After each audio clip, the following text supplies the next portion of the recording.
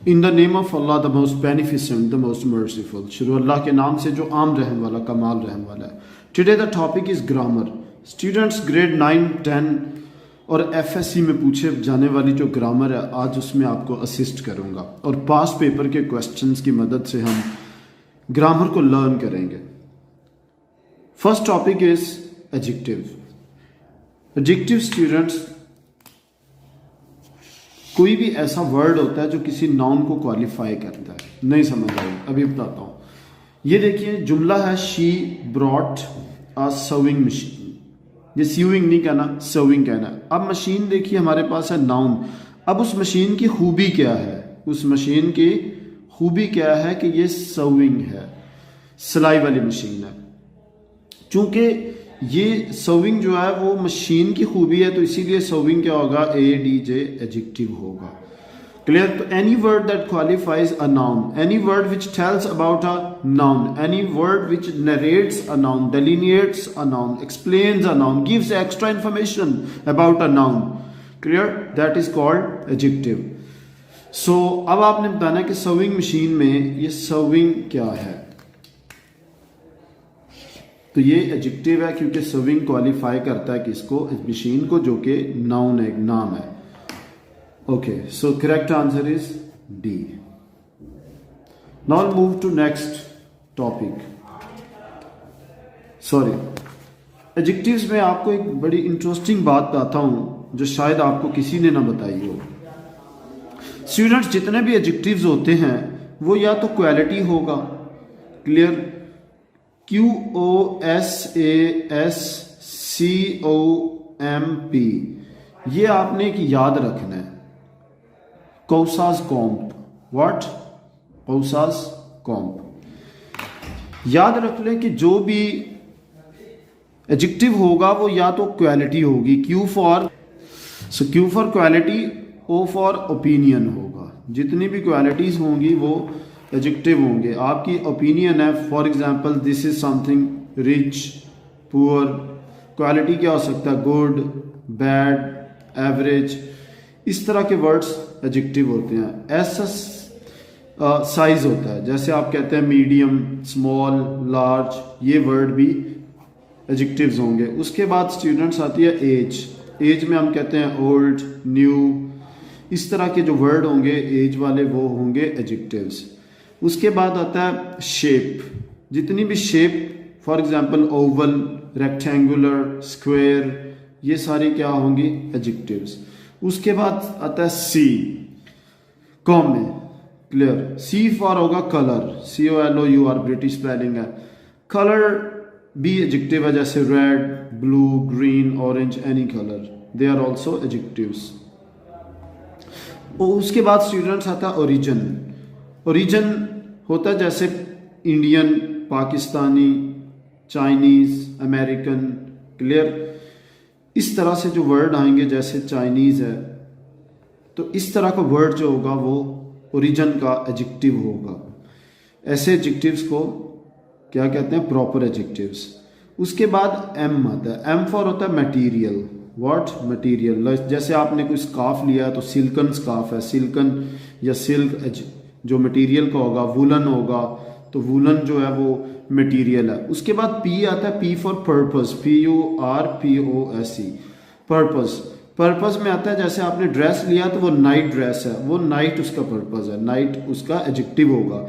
उसके बाद अगर आपने फैन लिया, जैसे एग्जॉस्ट फैन है, EXHAUST, तो एग्जॉस्ट उसका पर्पस है। सो स्टूडेंट्स ये 8 टाइप्स होती हैं, जो चीजें होती हैं वो एडजेक्टिव्स होती हैं, क्लियर।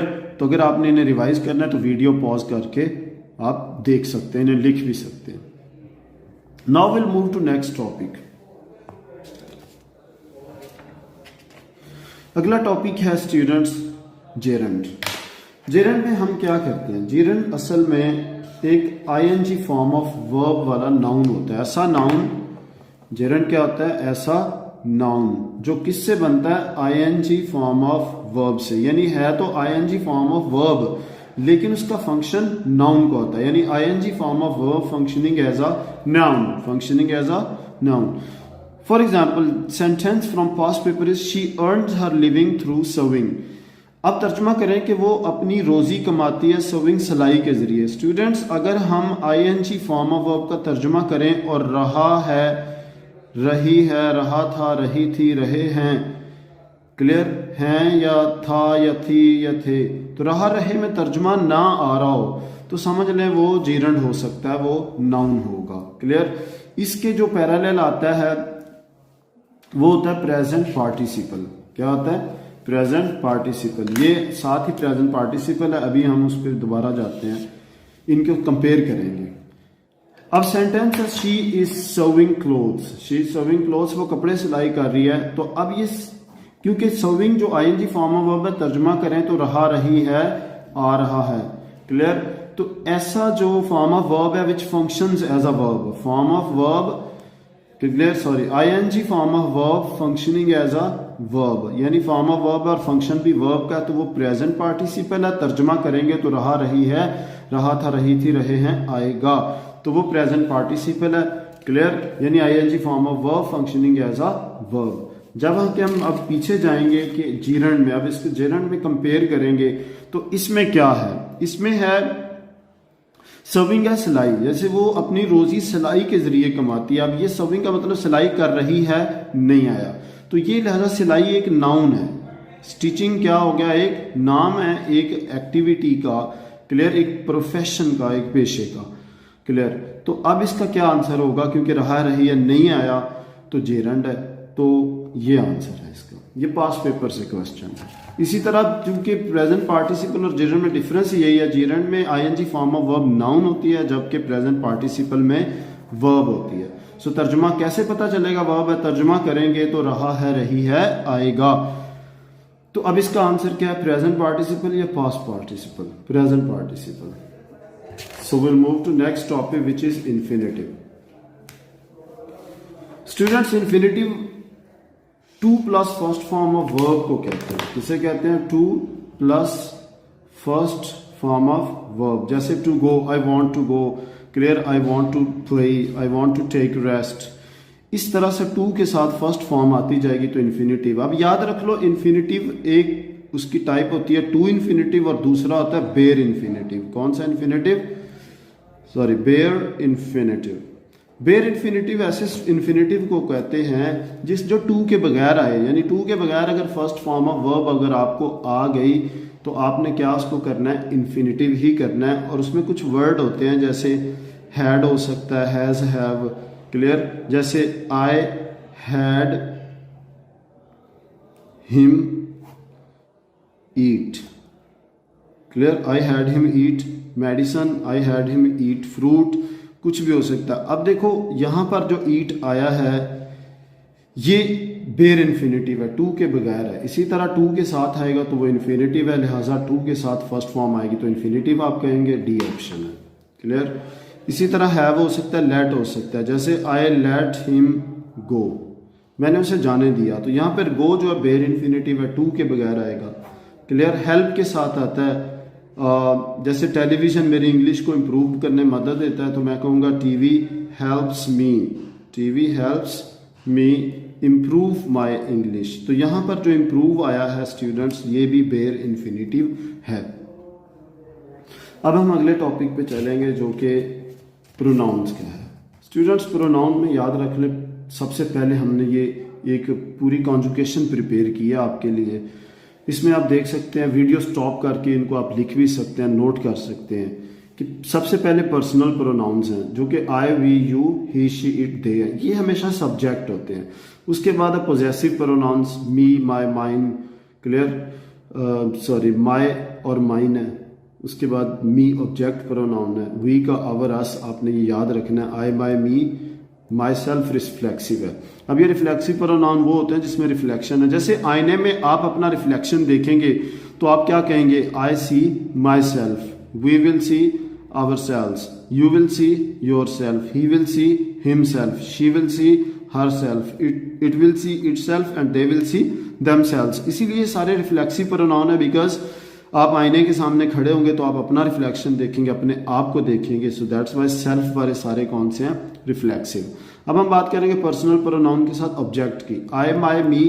सो आई पर्सनल है, माई पोजेसिव है और मी ऑब्जेक्ट है। We, our, us, we personal, our possessive, us object है, you, your, you personal, your possessive. Possessive pronoun students ऐसे होते हैं जो हमें बताते हैं कि मालिक कौन है। पोजेसिव पोसेस से निकला है, जिसका मतलब है मालिक होना, मलकियत होना, हामिल होना, किसी चीज की ऑनरशिप होना आपके पास, तो आप उसको पोजेस करते हैं। जैसे ये जो बाल पॉइंट है ये मेरा है, तो दिस इज माई बाल पॉइंट, तो कैसे पता चलेगा मैं मालिक हूं? माय से। तो पोजेसिव कौन से? जो मलकियत को जाहिर करते हैं। I hope you understand. अगर हम कहें दिस इज हिज पेन, तो ये उस बॉय का पेन है। दिस इज हर पेन, ये उस लड़की का पेन है, तो लड़की की उसकी मालिक है। हिज बॉय पेन है, तो लड़का मालिक है उसका। सो ये पोजेसिव प्रोनाउन है जो मलकियत को जाहिर करते हैं, ऑनरशिप को जाहिर करते हैं। ऑब्जेक्ट प्रोनाउन है, जुमले में हमेशा ऑब्जेक्ट के तौर पर यूज होते हैं। आई का मी होगा, वी का अस, यू का यू ही होगा, ही का हिम, शी का हर, इट का इट ही रहेगा, और दे का देम होगा। अब स्टूडेंट एक इंपॉर्टेंट क्वेश्चन है कि आप से एग्जामिनर पूछ लेता है कि यू लिखा हुआ है, यू लिखा है, आप कैसे बताएंगे ये पर्सनल है या ऑब्जेक्ट है? इसी तरह इट लिखा है, कैसे बताएंगे ये पर्सनल है या ऑब्जेक्ट है? अब मैं बताता हूं आपको। आई चूंकि हमेशा सब्जेक्ट होता है तो ये शुरू में होगा, और ये जो हिम और यू, इट वाले ये ऑब्जेक्ट है, तो ये वर्ब के बाद आएंगे। क्लियर? वर्ब से पहले है तो पर्सनल प्रोनाउन है, अगर वर्ब के बाद आ गया आपके पास मेन वर्ब के बाद, तो उसके बाद ये है ऑब्जेक्ट प्रोनाउन। शुरू में आएगा तो सब्जेक्ट है, एंड पे होगा तो ऑब्जेक्ट है। रिफ्लेक्सिव की बात होगी, आईना याद रखना, आईने में अपना रिफ्लेक्शन देखेंगे तो आप सेल्फ कहेंगे, I will see myself, we will see ourself. Students उसके बाद हम बात करेंगे इंडेफिनिट प्रोनाउन की। इंडेफिनिट प्रोनाउन ऐसा प्रोनाउन होता है जिसमें हमें आदमी का नाम जो है वो मालूम नहीं होता, we don't know the name. जैसे आपकी बाइक चोरी हो गई है तो आप क्या कहेंगे? Someone has stolen my bike. आप उसका नाम तो नहीं ना बता सकते, इसीलिए जिसका नाम नहीं पता होता उसके इंडेफिनिट प्रोनाउन होगा। जैसे ये some, someone, few, something. Clear? इसी तरह anyone, anything, most, anybody, all, none, every, each, either, okay, one, nobody, no one, both, many, ये सारे इनडेफिनिट प्रोनाउंस हैं। बिकॉज इनडेफिनिट का मतलब समझ लें आप नामालूम है। जिस बंदे का नाम मालूम ना हो उसके साथ हम इनडेफिनिट प्रोनाउन यूज करते हैं, और इनमें जो एग्जामिनर का हॉट फेवरेट है वो मैंने शुरू में बता दिया, सम है। अब हम बात करेंगे रिलेटिव प्रोनाउन की। स्टूडेंट्स रिलेटिव प्रोनाउन ऐसा प्रोनाउन होता है जो पीछे सब्जेक्ट से रिलेट कर रहा हो। क्या कर रहा हो? जो पीछे किसी सब्जेक्ट से रिलेट कर रहा हो।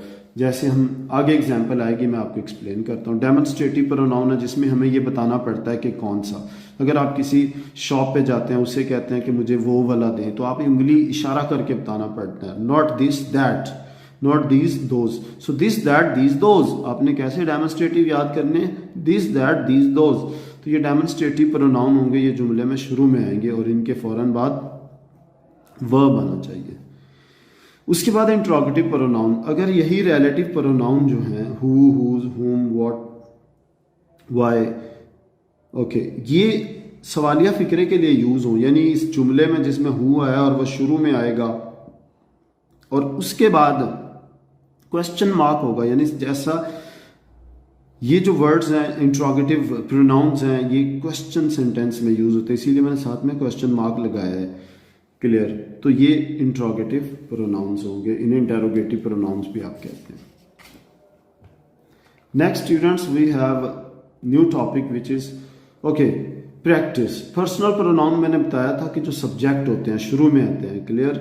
जैसे आई, वी, यू, ही, शी, आगे तो आपको पता होगा इट, दे। तो ये पर्सनल प्रोनाउन है। अब आपने बताना they work hard day and night. तो they, the underline word is blank pronoun. कौन सा प्रोनाउन है? दे। तो चूंकि ये पर्सनल प्रोनाउन में आते हैं, ये पहली पट्टी में आएंगे जैसे हमने पीछे पढ़ा है। क्लियर? ये भी आप याद रख सकते हैं कि जो पहली पट्टी में हमें दिए हुए हैं यहाँ पे फर्स्ट कॉलम में, तो वो पर्सनल प्रोनाउन है। पहली पट्टी पर्सनल की है, तो इसीलिए दे कौन सा प्रोनाउन है? Personal pronoun. नेक्स्ट, अब हमारे पास पोजेसिव है। मैंने ऑलरेडी एक्सप्लेन कर दिया कि पोजेसिव का वर्ड पोजेशन से निकला। पोजेशन ओनरशिप को कहते हैं, मलकियत को कहते हैं। ऐसा नाउन जो शो करेगा किस चीज का मालिक कौन है। तो वो अब देखो, the cat broke its leg, cat ने अपनी लेग तोड़ी। क्लियर? तो इट्स से शो हो रहा है क्या मतलब कि इसकी अपनी ही तो अपनी है, तो मलकियत है उसकी, तो कौन सा प्रोनाउन होगा? It's. Of course this is possessive pronoun. अब स्टूडेंट्स हम बात करेंगे रिफ्लेक्सिव प्रोनाउन की। जैसे मैंने पहले बताया कि आईने में आप अपना क्या देखते हैं, रिफ्लेक्शन। क्लियर? तो आई विल सी, आईने में मैं अपने आप को देखूंगा, आई will see my self. So my self, जिसमें भी सेल्फ आएगा वो रिफ्लेक्सिव प्रोनाउन है। तो इट सेल्फ कौन सा प्रोनाउन हुआ? Of course reflexive. The cat hurt itself. So again ये स्टूडेंट्स पास पेपर से क्वेश्चन आया and this is one of the most important questions of grammar. So I hope आप रिफ्लेक्सिव में देख लेंगे कि रिफ्लेक्शन में आप अपने आप को देखते हैं, अपने आप की इंग्लिश होती है सेल्फ। तो इसीलिए जिसमें भी सेल्फ या प्लूरल में सेल्फ्स आता है वो रिफ्लेक्सिव प्रोनाउंस होंगे। Next topic is indefinite pronoun. अब वो भी हमने बात की। अब याद करें, जब मैंने आपको कॉन्जुगेशन दिखाई है, वो चार्ट दिखाया था प्रोनाउन का, उसमें क्या था? इनडेफिनिट। इनडेफिनिट का मीनिंग आप याद रख लें, नामालूम। अगर आपकी साइकिल चोरी हो गई है तो किसने चोरी किया? पुलिस को आप क्या नाम बताएंगे?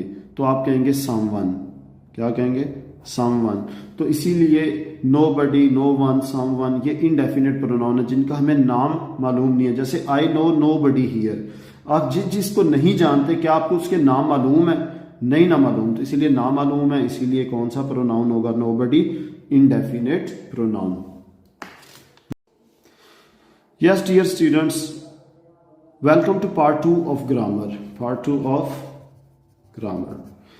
पार्ट 2 में स्टूडेंट्स हम बात करेंगे इंडेफिनिट आर्टिकल की। याद रख ले, आर्टिकल की दो टाइप्स होती हैं, एक होता है डेफिनेट और दूसरा इनडेफिनेट। कौन कौन सा? डेफिनेट और इनडेफिनेट। डेफिनेट आर्टिकल होता है द, व्हाट, द, और इनडेफिनेट होते हैं दो, आ और एन।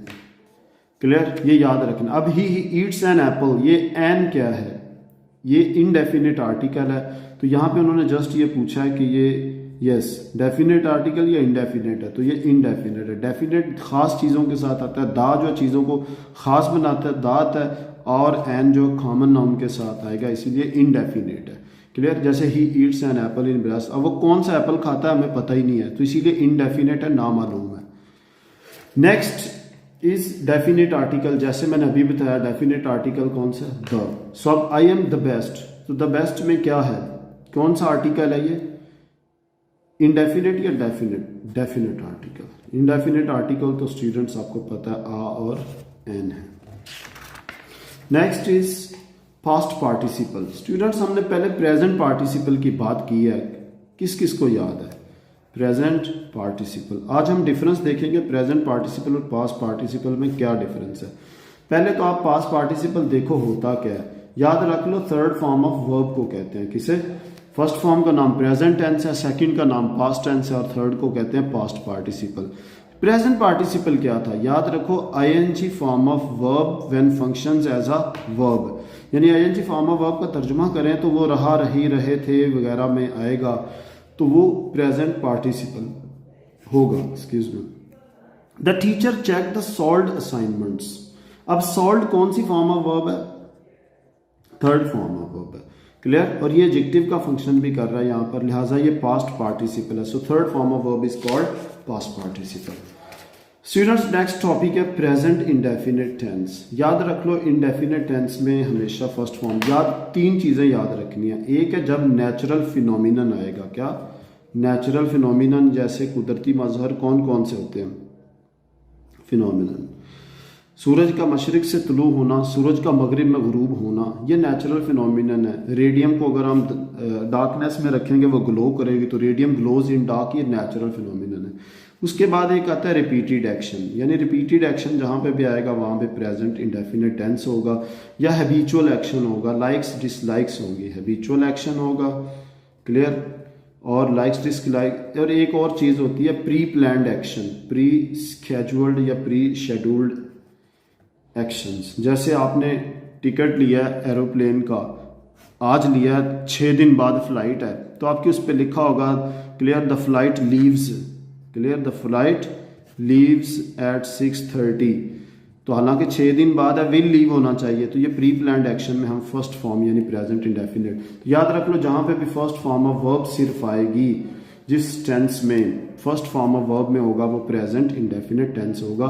सो अब देखिए, दे सेलिब्रेट फर्स्ट फॉर्म है, सेलिब्रेटेड होता तो सेकंड होना था, तो फर्स्ट फॉर्म है तो प्रेजेंट इंडेफिनेट है। कौन सा? प्रेजेंट। तो कैसे पहचानेंगे आप कोई भी टेंस प्रेजेंट इंडेफिनेट का? फर्स्ट फॉर्म से। किससे? फर्स्ट फॉर्म से। डियर स्टूडेंट्स, अब हम आएंगे आपके सिलेबस में फिगर ऑफ स्पीच दिए हुए हैं 4, उनमें एक है मेटाफर। मेटाफर को हम वैसे तो कहते हैं इस्तारा। इस्तारा का वर्ड मतलब होता है मुस्तार लिया गया, ठीक है, मुस्तार लेना। मुस्तार होता है उधार लेना। क्या लेना? उधार। अब आप यहाँ पे उधार क्या लेते हैं मैं बताता हूँ। आप उधार लेते हैं नाम। किसका नाम? किसी और का। किसी और का। फॉर एग्जाम्पल आपका दोस्त है, वो छक्के मार रहा है, तो आप उसे कहेंगे यार हमारा तो अफरीदी आ गया। क्लियर? अब आपने अफरीदी का नाम उधारा लिया अपने किसके लिए? दोस्त के लिए। किसके लिए? फ्रेंड के लिए। लिहाजा जब किसी का नाम आप उधार लेते हैं यानी मुस्तार लेते हैं किसी और के लिए, तो उसे क्या किए, जैसे अक्सर कहते हैं वो तो गधा है। क्लियर? माँ बेटा घर आता है, माँ कहती मेरा चांद आया। अब माँ ने बेटे को डिस्क्राइब करने के लिए कौन सा इस्तारा यानी मुस्तार यानी उधार का नाम लिया? चांद का। वो बेटा है, उसका नाम है अली, तो अली है या फिर चांद है, तो लिहाजा अली को डिस्क्राइब करने के लिए एक चांद का नाम उधार लिया, मुस्तार लिया, इस्तारा हो गया। तो मेटाफर क्या होता है? जब एक चीज़ को डिस्क्राइब करने के लिए, एक बंदे को डिस्क्राइब करने किसी और चीज़ का नाम उसे दी। जैसे शी इज़ अ कंप्यूटर, वो इतनी जल्दी कैलकुलेशन करती है कि उससे कंप्यूटर क्या है। अब देखो कंप्यूटर का नाम हमने लड़की को डिस्क्राइब करने के लिए उधार लिया है। Actually she is not computer. उनमें कुछ सिमिलैरिटीज़ हैं क्विक कैलकुलेशंस की, इसलिए she is a computer sentence कौन सा होगा? Metaphor. So next topic is alliteration. इसको एलिट्रेशन नहीं कहना, अलिट्रेशन। क्लियर? अलिट्रेशन स्टूडेंट्स होता है repetition of same sounds. Repetition of sounds. ये दो टाइप की होती हैं, एक होता है एजोनेंस, एक होता है कॉन्सोनेंस। एजोनेंस होती है जब वावल साउंड सेम आए, कॉन्सोनेंस होती है जब कॉन्सोनेंट सेम। तो इसमें पापा पेड, पास, पेपर्स, पेमेंट। तो अब पी पी, क्लियर, पी, इसमें पी पी पी आ रहा है, तो रिपीटेड साउंड्स हैं, इनमें आएगा क्या? Alliteration. So repetition of same sounds, repetition of same sounds is called alliteration. So here is the alliteration. Next we have simile. Simile कहते हैं तशबीह को। किसे कहते हैं? तशबीह। क्लियर? मुशब्बा, दो चीज़ें होती हैं। तशबीह का मतलब होता है मुशब्बे या मुशाबा चीज़ें, एक जैसी चीज़ें। जब दो चीज़ों में मुशाबहत हो, क्या हो? मुशाबहत हो, एक जैसी हो, मिलती जुलती हो, दोनों का नाम उसमें अलग अलग होता है।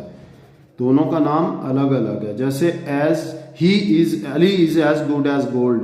तो अब इसमें एज और लाइक हम यूज करते हैं। जिसमें एज और लाइक यूज होगा वो सिमिली होगा। अगर एज और लाइक के बगैर यूज करेंगे मेटाफर होगा। जैसे Ali is as good as gold. Clear? तो अब अली और अली गोल्ड जैसा गुड है। अब इसमें जैसा आएगा तो फिर सिमिली। अगर हम कहेंगे अली इज गोल्ड तो अली को गोल्ड कह दिया गया, फिर वो मेटाफर है। तो एज और लाइक इस्तेमाल करके जब कंपैरिजन किया जाता है टू डिसिमिलर थिंग्स में, तो उसे क्या कहते हैं? सिमिली। सिमिली यानी इसमें सिमिलैरिटीज हैं दोनों चीज़ों में, दोनों चीज़ें डिफरेंट हैं, जबकि मेटाफर में एक चीज़ को दूसरी करार दे दिया जाता है। अब है पर्सोनिफिकेशन। पर्सोनिफिकेशन के स्टूडेंट गौर करें, पहले आ रहा है पर्सन। पर्सन होता है आदमी, पर्सोनिफाई होता है आदमी बनाना। क्लियर? और पर्सोनिफिकेशन हो गया आदमी बनाने का अमल, यानी ऐसी चीज़ को हम आदमी इंसान बना देते हैं जो इंसान नहीं है। ऐसी चीज़ को इंसान बना देते हैं जो, कैसे बनाते हैं इंसान? हम बनाते हैं उनको ह्यूमन एट्रीब्यूट्स देकर, इंसानी खूबियाँ देकर। जब ऐसी चीज़ को इंसानी खूबियाँ दे दी जाती हैं जो इंसान नहीं है, क्लियर, तो उसको हम पर्सोनिफाई कर देते हैं। ओके, तो अब इसको क्या होगा? जैसे हर हेयर इज डांसिंग। देखो डांस तो इंसान करते हैं लेकिन हेयर डांस कर रहे हैं। क्लियर? तो ये ह्यूमन एट्रीब्यूट है जो हेयर को दिया गया डांस का, ह्यूमन क्वालिटी है, ह्यूमन खूबी है जो इसको दिया गया। तो इसीलिए जैसे कहा जाए कि रात ने काली चादर ओढ़ ली थी। अब काली चादर ओढ़ना तो इंसानों का, औरतों का काम है, लेकिन रात कैसे काली चादर ओढ़ेगी? क्लियर? तो इस तरह से ये क्या होगा? पर्सोनिफिकेशन, ऐसी चीज़ को इंसानी खूबी देना जो इंसान नहीं है। ओके, फिर इसी तरह आप कहते हैं मेरी अंतड़ियां कुल्हू वल्ला पढ़ रही हैं। इंसान तो कुल्हू वल्ला पढ़ता है लेकिन अंतड़ियां तो नहीं ना पढ़ती, तो इसमें अंतड़ियों को आपने पर्सोनिफिकेशन पर। इसी तरह नात में भी कहते हैं कि ए सबा मुस्तफ़ा से कह देना। क्लियर। एक और है कि लाई है पैगाम है सबा दरबार नबी से। अब हवा पैगाम लाई है, पैगाम तो इंसान लाते हैं, डाकिया लेकर आएगा लेट से, तो आपने कहा हवा, तो हवा पैगाम नहीं लाती। क्लियर। तो इसमें क्या, हवा इंसानों का काम कर रही है, तो हवा को पर्सोनीफाई किया गया। ये पोइट्स यूज़ करते हैं इसको, तो लिहाजा हर हेज इट इज़ हेयर इंसान, उसके बाल वो काम कर रहे हैं जो इंसानों को करना चाहिए, तो इसीलिए इंसानी काम गैर इंसानी चीज़ में डाल दिए गए हैं, तो वो क्या होगा, क्या होगा बताएं। Very good, correct answer, it is personification, क्योंकि उसे पर्सन बना दिया गया। Next is collective nouns. Collective nouns students, collective nouns जैसे कलेक्शन से जाहिर हो रहा है, एक ग्रुप का नाम होता है, ग्रोह का, किसका, GROUP, ग्रुप। तो ऐसा नाउन जो किसी ग्रुप को जाहिर करेगा, किसको जाहिर करेगा, ग्रुप को। जैसे the police are chasing the thief, तो द पुलिस आर, ये प्लूरल होता है, आप चेक भी कर सकते हैं, कुछ स्टूडेंट्स को इस कराया जाता है लेकिन आ रहा है। तो पुलिस आर, पुलिस असल में क्या है, police man, a group of police man, तो उसे क्या कहते हैं, पुलिस। आर्मी भी होगा कलेक्टिव नाउन। इसी तरह अ प्राइड ऑफ लायंस होता है, प्राइड क्या होता है, ग्रुप ऑफ लायंस। इसी तरह स्कूल ऑफ फिश होता है, यानी मछलियों का एक ग्रोह है, तो वो स्कूल भी है, शोल भी होता है, SHOAL। क्लियर। इसी तरह स्वॉर्म ऑफ बीज होता है, SWARM, स्वॉर्म। तो ये सारे कलेक्टिव नाउन है। बुके आप लिखते हैं BUQUET।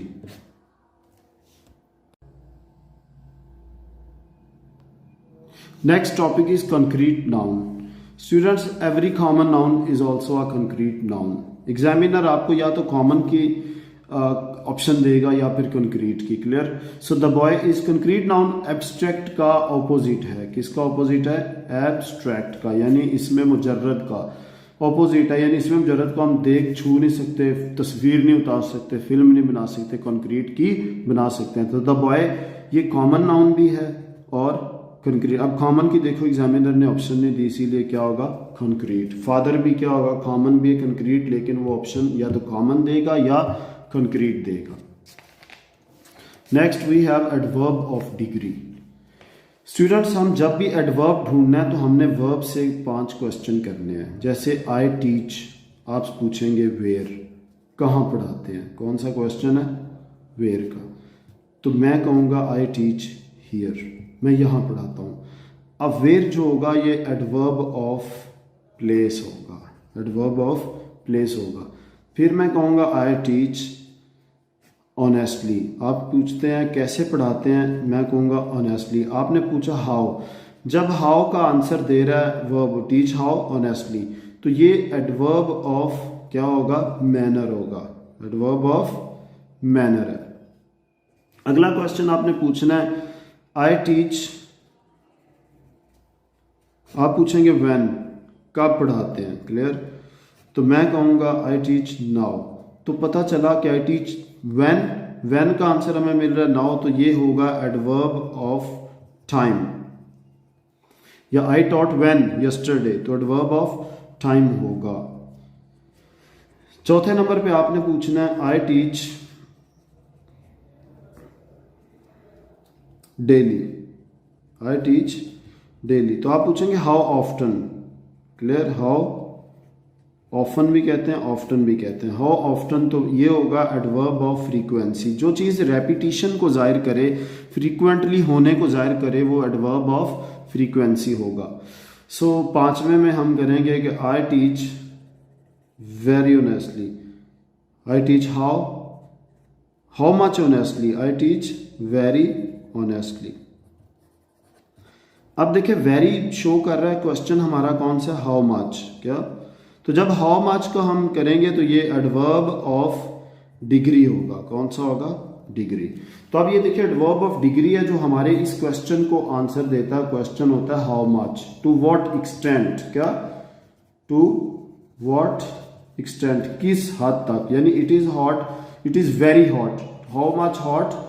क्लियर। या टू व्हाट एक्सटेंट, किस हद तक हॉट है। तो ऐसा जो आपने ये क्वेश्चन करना है तो वो एडवर्ब होगा डिग्री का। क्लियर। तो it is he is very honest, how much honest, see how much honest, very, तो very is adverb of degree. Next is adverb of place. अब मैंने पहले ही बता दिया है कि अब आप जब आप वर्ब से पूछते हैं, टीच है वर्ब, वर्ब से पूछेंगे व्हेन, व्हेन का आंसर होगा तो टाइम होगा, कौन सा, टाइम। आप वेयर पूछेंगे तो क्या होगा, जगह पूछ रहे हैं कहां पर, तो क्या होगा, प्लेस। तो आई टीच वेयर होगा या व्हेन होगा, ऑफ कोर्स वेयर है, तो वेयर प्लेस का, तो एडवर्ब ऑफ प्लेस है। सो हियर क्या है, adverb of place. Next we have adverb of time. So again आपने ये वर्ब जो भी होगा उससे क्वेश्चन पूछना है व्हेन, तो आंसर मिल गया तो टाइम होगा, clear. So I teach now, when, now, so it is adverb of time. When यानी आप घड़ी की तरफ देखेंगे कब, तो वो टाइम का होगा। उसके बाद adverb of manner. Adverb of manner students आपको पता है कि हम सवाल पूछेंगे हाउ, कैसे, यानी अंदाज क्या था। मैनर क्या होता है, अंदाज। स्टाइल क्या था आपका, स्वैग क्या था, क्लियर। आई टीच ऑनेस्टली, तो आप किस स्टाइल के साथ पढ़ते हैं, ऑनेस्ट स्टाइल है, तो ऑनेस्टली जो कि एडवर्ब ऑफ मैनर होगा, यानी how you do the action, आपका अंदाज क्या, आपका पेनाश क्या, स्टाइल क्या, स्वैग क्या आपका।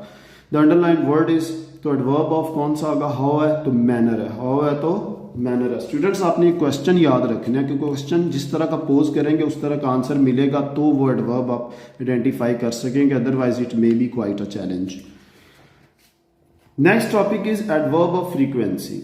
I teach daily, I teach how often, यानी कितनी बार पढ़ाते हो, क्लियर। सो हाउ ऑफ्टन हमारा क्वेश्चन होगा, तो इसका आंसर क्या होगा, डेली। डेली यानी ऑलवेज इसमें आ सकता है, ऑफ्टन आ सकता है, फ्रीक्वेंटली आ सकता है, अगेन अगेन आ सकता है, ओवर एंड अगेन आ सकता है, रिपीटेडली आ सकता है। तो ये शो करते हैं कि ये बार बार होता है, यानी मुतकर्ररा है, क्या है, मुतकर्ररा होता है, रिपीटेड, क्या, रिपीटेड, जो अगेन एंड अगेन होता रहता है, क्लियर। तो ऐसा जो एडवर्ब होगा जो शो करेगा रेपिटिशन को, क्लियर, तो वो क्या होगा, how often, frequency, daily.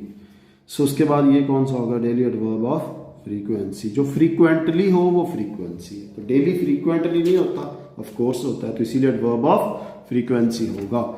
Next we have assertive sentence. किसी भी टेंस का, प्रेजेंट डेफिनेट हो, पास्ट इंडेफिनेट है, प्रेजेंट कॉन्टिन्यूस, परफेक्ट, परफेक्ट, कोई उसका सिंपल जुमला जो ना तो नेगेटिव हो ना ही वो इंटरोगेटिव हो, नेगेटिव और इंटरोगेटिव ना हो तो वो असर्टिव जुमला होता है, यानी सिंपल जुमला। So we are playing present continuous का सिंपल जुमला है, तो उसको ग्रामेटिकल नेम हम क्या देंगे, असर्टिव।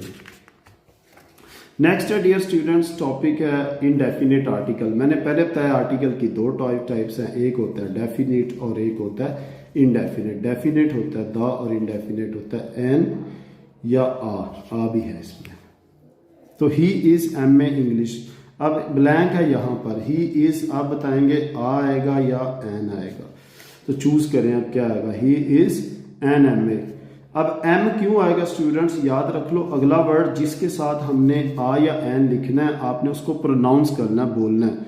अगर उसकी आवाज अलिफ से शुरू हो रही हो, अलिफ जबर हो, जेर हो, ठीक है, पेश हो, तो उसके साथ क्या आएगा, एन, क्या आएगा, एन। अब देखिए आप कहते हैं, कुछ लोग पढ़ाते हैं ए ई आई ओ यू वावल एन के साथ क्या आता है, एन।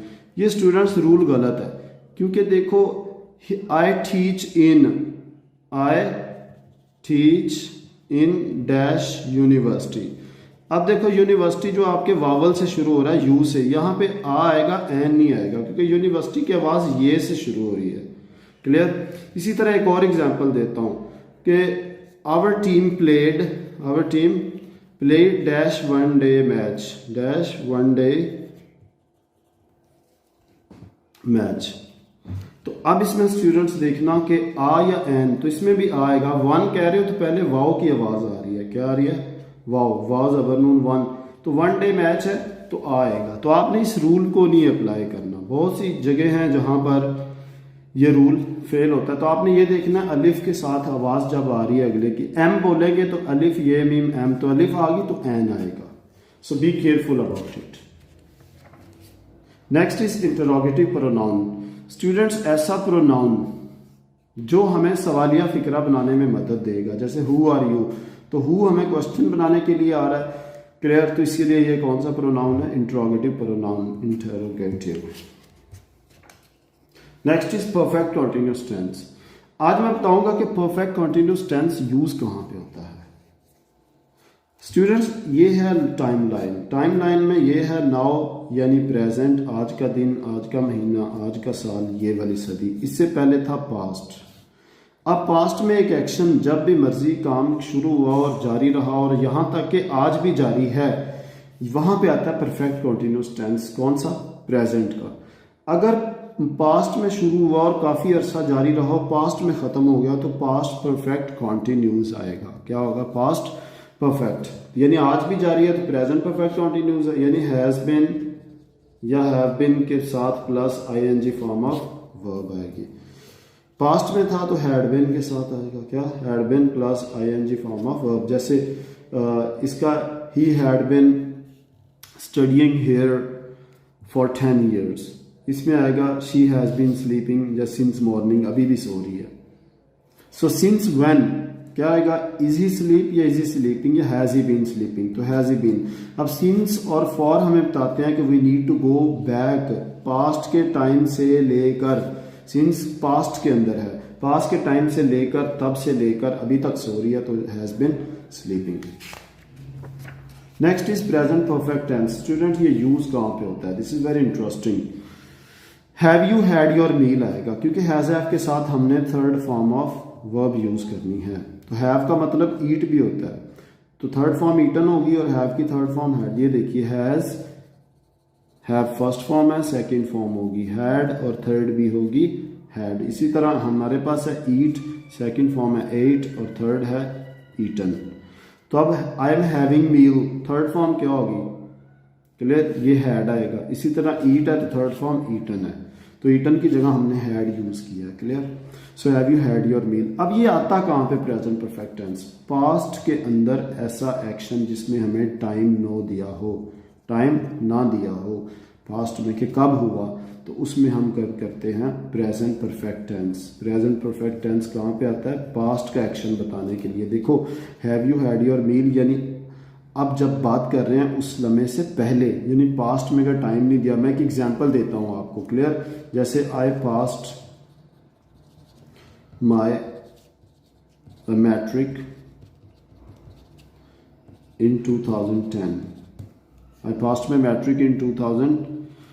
मैंने 2010 में मैट्रिक पास किया। अब टाइम आ गया तो हमने सेकंड फॉर्म यूज किया। अब आप मुझे टाइम लगाए बगैर, क्लियर, टाइम लगा के परफेक्ट टेंस यूज करके दें। आप कहेंगे I have passed my matric in 2010, ये जुमला गलत हो जाएगा, क्योंकि टाइम आएगा तो पास्ट इंडेफिनेट है, टाइम नहीं आएगा तो प्रेजेंट परफेक्ट में वही जुमला सही होगा। तो I have passed my matric, मैंने मैट्रिक पास कर लिया है। जब भी किया, ऑफ कोर्स अब से पहले किया जिस लम्हे बात कर रहा हूं।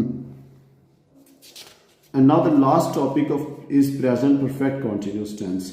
ये स्टूडेंट्स, मैंने आपको पहले ही बता दिया कि पास्ट में एक एक्शन शुरू हुआ, ये प्रेजेंट है, इससे पहले पास्ट है, पास्ट में एक्शन शुरू हुआ और जो आज तक जारी है वो प्रेजेंट परफेक्ट कंटिन्यूस है। जैसे मैं पढ़ा रहा हूँ, 10 साल पहले शुरू किया, आज भी पढ़ा रहा हूँ, तो I have been teaching, I have been teaching for 10 years, for 10 years यानी 10 साल से। तो आज से पीछे जाएं, 10 साल शुरू हुआ और आज तक जारी है, इंशाल्लाह नेक्स्ट टाइम भी जारी रहेगा। That is called present perfect. तो इसमें हैज बीन, हैव बीन के साथ आईएनजी फॉर्म है। पेपर में जुमला दिया होगा, आपने आइडेंटिफाई करना है टेंस कौन सा है। तो ये ऑफ कोर्स कौन सा? Present perfect continuous. Thank you very much, best of luck for your exam.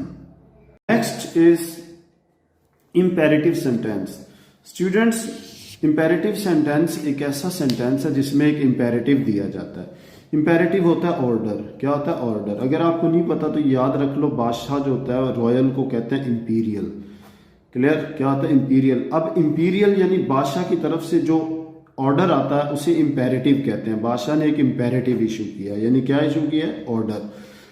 Order जारी किया है, उसे डिक्री भी कहते हैं। एक अच्छा वर्ड याद रख लें, DECREE, डिक्री। क्या होता है? ऑर्डर।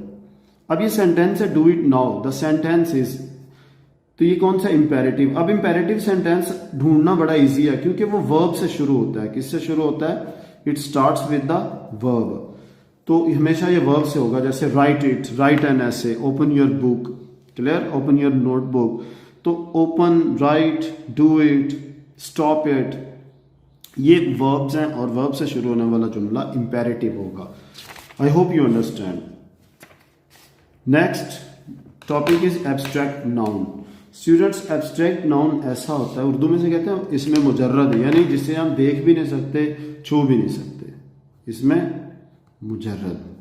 एब्स्ट्रैक्ट नाउन यानी जिसका कोई फिजिकल वजूद, इसकी क्वालिटी ये है कि जदीद दौर में हम इसे कहेंगे एब्स्ट्रैक्ट नाउन ऐसी चीज़ का नाम है जिसकी ना तो हम फोटो उतार सकते हैं, क्लियर, ना उसे फिल्माइज कर सकते हैं, यानी उसकी हम वीडियो नहीं बना सकते, उसका size, length, width, height, colour नहीं बता सकते, तो ऐसे नाउन को कहेंगे एब्स्ट्रैक्ट नाउन। अब देखो इंटेलिजेंस क्या होती है, ज़हानत। आप मुझे ज़हानत की तस्वीर उतार के दिखाएं या फिल्म बना के दें, उसकी वीडियो बना के दे दें, इसके colour, size, height, length, width, shape बता दें मुझे, उसकी नहीं बताएंगे, तो इंटेलिजेंस एक एब्स्ट्रैक्ट नाउन है, इसमें मुजर्रद है, क्लियर, तो इसीलिए क्या होगा, abstract. So option D is correct. Students, our next topic of grammar is material noun. This is very easy. Material of course आपको पता चल गया, आपने घर बनाना है तो आपको क्या चाहिए होगा, मटीरियल। मटीरियल में क्या चाहिए आपको, वुड चाहिए, लकड़ी चाहिए, आपको सीमेंट चाहिए, कंक्रीट चाहिए, आपको आयरन चाहिए, क्लियर। स्टूडेंट्स, ऐसी चीज, ऐसा नाउन कोई भी मटेरियल नाउन होगा जिससे मजीद चीज़ें बनती हैं। वुड से हम टेबल, चेयर वगैरह बनाते हैं, आयरन से हम क्या, आयरन रॉड बनाते हैं, table, chair, furniture and so many things of course. So इसी तरह गोल्ड भी एक मटेरियल है। तो अब देखें, wood is use for making furniture.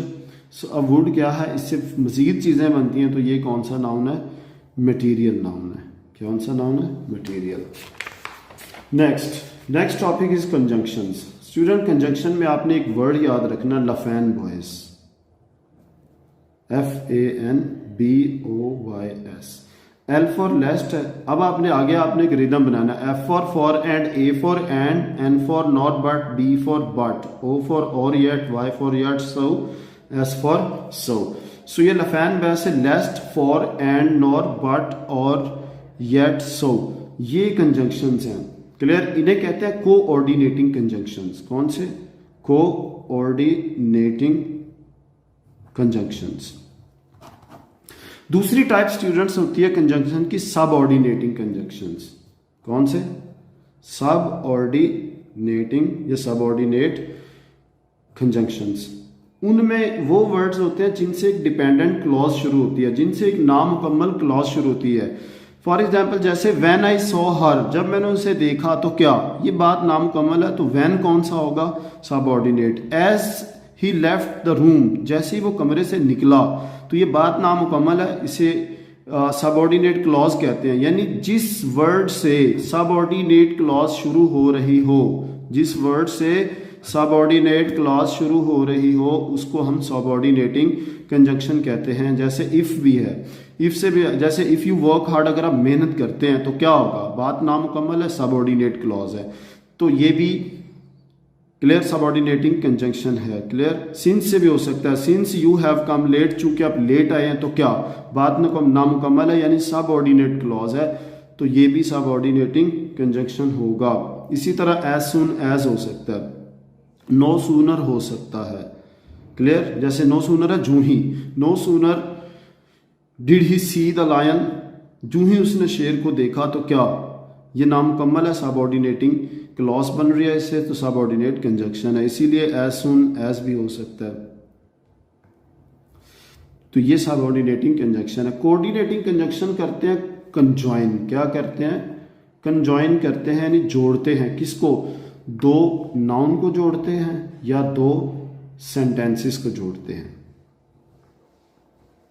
दो नाउन या दो सेंटेंसेस को जोड़ने वाले जो वर्ड होते हैं उन्हें क्या कहते हैं, कंजंक्शंस। और कौन से कंजंक्शंस, कोऑर्डिनेटिंग कंजंक्शन। लफैन बॉयज मैंने बताया, लेस्ट, क्लियर, से शुरू होगा, फॉर, एंड, नॉर, और, बट, येट, सो। ओके, सो अब but failed, he tried but failed, अब ये बट क्या है, कंजंक्शन है, और कंजंक्शन भी आपको पता चल गया कौन सा, कोऑर्डिनेटिंग कंजंक्शन। स्टूडेंट्स, अब हम बात करेंगे कंडीशनल सेंटेंसेस। कंडीशनल टाइप 2 है, कंडीशनल जुमले होते हैं जिनमें इफ आता है। क्या आता है? इफ, यानी अगर ऐसा होगा तो ऐसा होगा, अगर ऐसा होता तो ऐसा होता, अगर ऐसा हो गया होता तो इस तरह भी हो जाता। अब ये कंडीशनल टाइप 2 है, तो इसमें याद रखो कंडीशनल की टाइप 2 में फॉर्म भी कौन सी आती है? सेकंड। अब एक कंडीशनल सेंटेंस में दो क्लॉजेज होती हैं, एक होती है इंडिपेंडेंट, एक डिपेंडेंट, या एक डिपेंडेंट दूसरी इंडिपेंडेंट। जैसे सेंटेंस है if you work hard, if you work hard, अगर आप मेहनत करते हैं कामा तो क्या होगा? ये कंडीशन है you will pass, you will pass, तो आप पास हो जाएंगे। अब ये जो इफ क्लॉज है, क्लियर, इसमें अगर इफ यू फर्स्ट फॉर्म है तो ये टाइप 1 है, ईडी सेकंड फॉर्म आता तो इधर विल की जगह क्या होना था? वुड। विल की जगह क्या होगा? वुड। यानी अगर यहाँ पे फर्स्ट फॉर्म है तो इधर विल आएगा, अगर इधर वर्ब्ड इफ क्लॉज में सेकंड फॉर्म है, इफ क्लॉज में सेकंड फॉर्म है, तो दूसरी जो इंडिपेंडेंट क्लॉज है या मेन क्लॉज है उसमें क्या आएगा? वुड। अगर फर्स्ट फॉर्म है तो विल, सेकंड फॉर्म है इधर तो इधर वुड आएगा। तो अब इसीलिए चूंकि if he came second form है तो ये टाइप 2 है। बस आपने याद रखना कंडीशनल टाइप 1 में फर्स्ट फॉर्म होगी, टाइप 1 है स्टूडेंट्स, टाइप 1 है तो ये फॉर्म ऑफ वर्ब कौन सी होगी? फर्स्ट। टाइप 2 है, टाइप 2 है तो फॉर्म ऑफ वर्ब भी कौन सी होगी? सेकंड। इसी तरह टाइप 3 आएगा, टाइप 3 है तो उसमें फॉर्म ऑफ वर्ब कौन सी होगी? थर्ड। और थर्ड फॉर्म किसके साथ आएगी? हैड के साथ। किसके साथ? हैड के साथ। अब हम अगले टॉपिक पे जाएंगे जो है conjunctions. What? Conjunctions. Conjunction students मैंने पहले ही आपको बता दिया, आपको याद होगा दो टाइप्स के होते हैं, एक होते हैं कोऑर्डिनेटिंग, व्हाट? कोऑर्डिनेटिंग, और दूसरे हैं subordinating, which? Subordinating. Clear? Coordinating में हमारे पास था लफैन बॉयज, कौन से? लफैन boys.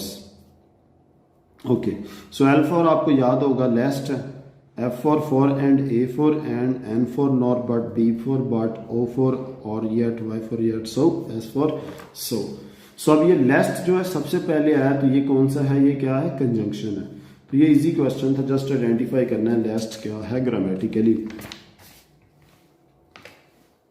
Next is exclamatory sentence. American इसे एक्सक्लेमेटरी कहते हैं और ब्रिटिश कहते हैं एक्सक्लेमेटरी। अब हम बात करेंगे जिस जुमले के एंड पे एक्सक्लेमेशन होगा, यानी जिसमें वंडर होता है, क्या होता है? वंडर होता है, सरप्राइज होता है, वो सेंटेंस क्या होता है? एक्सक्लेमेटरी। तो इसका एक्सक्लेमेशन मार्क बता रहा है। So this is just a piece of cake which means very easy. Next we have conditional type 1। Conditional type 1 में स्टूडेंट्स मैंने पहले बताया कि इफ क्लॉज, कंडीशनल वो सेंटेंसेस है जिसमें इफ आता है। अगर इफ में फर्स्ट फॉर्म आए, कौन सी form? First form of verb, जैसे कम फर्स्ट फॉर्म है यहाँ पर, तो इधर दूसरी साइड पे विल आएगा। ठीक है, विल के साथ ऑफ कोर्स आपको पता है कि फॉर्म ऑफ वर्ब के रूल में जैसे मैंने बताया will, would, shall, should, can, could, may, might, do, does, did में के साथ हमेशा हम फर्स्ट फॉर्म यूज करेंगे। तो इस इधर विल है तो आपको ये विल बता रहा है, पीछे फर्स्ट फॉर्म है। अगर इधर फर्स्ट फॉर्म है तो आगे बता रहा है कि विल के साथ फर्स्ट फॉर्म आएगी। तो टाइप 1 में फर्स्ट फॉर्म आएगी, टाइप 1 फॉर्म 1, तो विच इज फर्स्ट फॉर्म है तो अब क्या होगा? टाइप 1। अब स्टूडेंट्स है डायरेक्ट ऑब्जेक्ट। याद रख ले जुमले में कभी कभी दो ऑब्जेक्ट आ जाते हैं। कितने ऑब्जेक्ट होते हैं हमारे पास? 2 ऑब्जेक्ट्स होते हैं। 2 ऑब्जेक्ट्स में एक डायरेक्ट होता है, दूसरा इनडायरेक्ट होता है। डायरेक्ट ऑब्जेक्ट वो होता है जो वर्ब से हम पूछेंगे कि व्हाट। जैसे I bought my mother a present. अब आई बॉट व्हाट, मैंने क्या खरीदा? अ प्रेजेंट यानी अ गिफ्ट। प्रेजेंट क्या होता है? गिफ्ट। तो अब आई बॉट माई मदर, अब मैं अपने माँ खरीदी या फिर बॉट अ प्रेजेंट, गिफ्ट खरीदा? बताएं। तो जो आपने खरीदा है वो डायरेक्ट ऑब्जेक्ट है, तो गिफ्ट डायरेक्ट ऑब्जेक्ट है, प्रेजेंट जो अंडरलाइंड है ये डायरेक्ट ऑब्जेक्ट है। अब जो दूसरा बच जाता है माई मदर, वो इनडायरेक्ट है। सो आई होप यू अंडरस्टैंड। आप वर्ब से पूछेंगे व्हाट, बॉट व्हाट, मदर खरीदी या प्रेजेंट, प्रेजेंट खरीदा, तो प्रेजेंट अंडरलाइंड है, ये डायरेक्ट है। जिसपे वर्ब डायरेक्टली अटैक करेगा वो आपका डायरेक्ट ऑब्जेक्ट होगा। Students next topic is present continuous tense. आपने पेपर में जुमला दिया होगा जैसे इट इज रेनिंग, तो आपने बताना ये प्रेजेंट कंटिन्यूस टेंस है। आप कैसे बताएंगे कि ये प्रेजेंट कंटिन्यूस है? एक तो आपको याद होना चाहिए कि इज एम आर के साथ जब आईएनजी फॉर्म ऑफ वर्ब आती है, क्लियर, तो वो प्रेजेंट कंटिन्यूस टेंस बनता है। लेकिन अब आपको मैं बताता हूँ कि यूज कहाँ पे होता है। Present continuous tense students use होता है, एक स्टार्ट पॉइंट है और एक है ऐसे स्टार्ट और एक से एंड। स्टार्ट और एंड के दरमियान में एक्शन हो रहा होता है। जैसे मैं आपको पढ़ा रहा हूं, आई एम टीचिंग यू, देखिए मैंने शुरू किया लेकिन अभी खत्म नहीं हुआ, clear. It is somewhere between start and ending, ऐसे एक्शन को कहते हैं। जैसे आप पढ़ रहे हैं किसी क्लास में, आप 9 में पढ़ रहे हैं, आप कहेंगे I am studying in class 9, I am studying in class 10, तो आप स्टडी शुरू तो हुई है लेकिन खत्म नहीं अभी हुई, क्लियर। तो इसीलिए ये कंटिन्यूस प्रेजेंट कंटिन्यूस एक्शन होगा। तो इट इज रेनिंग कौन सा है? प्रेजेंट कंटिन्यूअस, NUOUS, ये आपने ख्याल रखना है स्पेलिंग का। Next past continuous tense. Students past continuous tense याद रख लें, हम यूज करते हैं जहां पे दो पैरेलल एक्शन होते हैं, क्लियर। जैसे उनमें दो पैरेलल एक्शन में एक लॉन्ग होता है और एक होता है शॉर्ट, क्लियर, वो साथ ही हो जाता है। जैसे मैं किताब पढ़ रहा था और घंटी बजी, अब किताब ज्यादा देर पढ़ी है या घंटी ज्यादा देर बजी है? किताब पढ़ी है। तो लॉन्गर एक्शन को हम पास्ट कंटिन्यूस में करते हैं। अब पता चला कि पास्ट कंटिन्यूस कहाँ पे आता है? Longer action, clear, longer action. Longer action कौन सा लॉन्गर एक्शन? क्लियर, जो पैरेलल हो, जो किसके पैरेलल हो? शॉर्ट एक्शन के। तो दो एक्शन होते हैं, एक लॉन्ग है एक शॉर्ट है। लॉन्ग एक्शन जो पास्ट का होगा उसमें हमने क्या लिखना है? पास्ट कंटिन्यूस टेंस, यानी was verb plus ING form of verb, was verb plus ING form of verb. और आईएनजी फॉर्म हमेशा होती है फर्स्ट फॉर्म के साथ। So when I was writing a letter the doorbell rang. अब यहां तक ये जो सेंटेंस है when I was writing a letter, इतना पार्ट सिर्फ ये गलती से अंडरलाइन हो गया। तो what is the tense of the sentence? तो ये ऑफ कोर्स आपको पता है कि ये पास्ट है, वॉज वर्ब के साथ आईएनजी, क्लियर। देखो यहाँ पे भी दो पैरेलल एक्शन है। When I was writing a letter, खत लिख रहा था, काफी देर लगी, 5-6 minute. The doorbell rang just 2-3 second में। सो ये पैरेलल हो गए दोनों, तो इसीलिए कौन सा ये फर्स्ट पार्ट वॉज वर्ब के साथ आईएनजी, पास्ट कंटिन्यूअस टेंस। अब हम बात करेंगे कंडीशनल टाइप 3 की। मैंने पहले बताया कंडीशनल टाइप 1 में फर्स्ट फॉर्म, टाइप 2 में सेकंड, और टाइप 3 में had plus third form of verb. Okay, he would have not been hungry if he had. देखो ही हैड के साथ ईटन थर्ड फॉर्म आ गई है, तो थर्ड फॉर्म जो बता रही है कि टाइप 3 है। और दूसरी साइड पे वुड हैव के साथ थर्ड फॉर्म आएगी। ये बी की थर्ड फॉर्म है been. Next is demonstrative pronoun. Students हमने नाउन की जो टेबल था उसमें हमने किया शुरू में कि this that these those, what, this that, और इनका प्लूरल दिस दोज, और इन्हें मैंने बोलना भी सिखाया आपको। डेमोन्स्ट्रेटिव प्रोनाउन जो आपने अमली मुजाहिरा करके बताना है।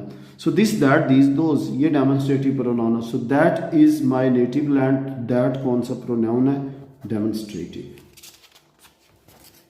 अब हमें रिलेटिव प्रोनाउन, मैंने शुरू में बता दिया, रिलेटिव प्रोनाउन है जो किसी नाउन को रिलेट करता है, उसका रिलेटिव होता है रिश्तेदार, क्लियर। जैसे मैं कहूंगा the boy who got first position, the boy who got first position. अब हु कौन है? The boy. ये बॉय से रिलेट कर रहा है, ये बॉय का रिश्तेदार है, हु तो उससे लिंक कर रहा है, तो इसीलिए ये रिलेटिव प्रोनाउन होगा। ऐसा प्रोनाउन जो पिछले सब्जेक्ट से रिलेट कर रहा हो उसको हम क्या कहते हैं? तो इसीलिए द बुक दैट, दैट क्या है? द बुक, वो किताब, जो किताब, तो जो के लिए इंग्लिश क्या है? दैट। सो दैट कौन सा हुआ? रिलेटिव, क्योंकि दैट रिलेट कर रहा है बुक से।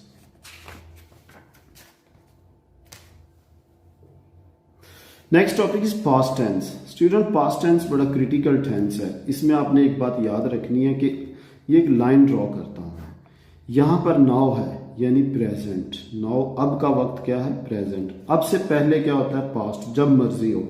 सो अब से पहले का जो एक्शन होगा, जो अब से चाहे 1 सेकेंड, 1 मिनट, 1 घंटा, साल, 100 साल, सदियां, मिलियन, ट्रिलियन ईयर्स पहले भी हुआ, वो पास्ट है। और पास्ट में हम हमेशा second form of verb use करते हैं। और याद रखने पास्ट टेंस नाम है सेकंड फॉर्म ऑफ वर्ब का। आप अपनी बोर्ड ग्रामर कंपोजिशन बुक से देख सकते हैं कि फॉर्म ऑफ वर्ब के नाम है, फर्स्ट फॉर्म का नाम है प्रेजेंट टेंस, सेकंड फॉर्म का नाम है पास्ट टेंस, लिहाजा past tens mean second form. Yesterday भी पास्ट है, देखो आज टुडे प्रेजेंट है, यस्टरडे पास्ट है, तो पास्ट में कटेड सेकंड फॉर्म आएगी, तो इसीलिए कौन सा टेंस है? Past, past indefinite.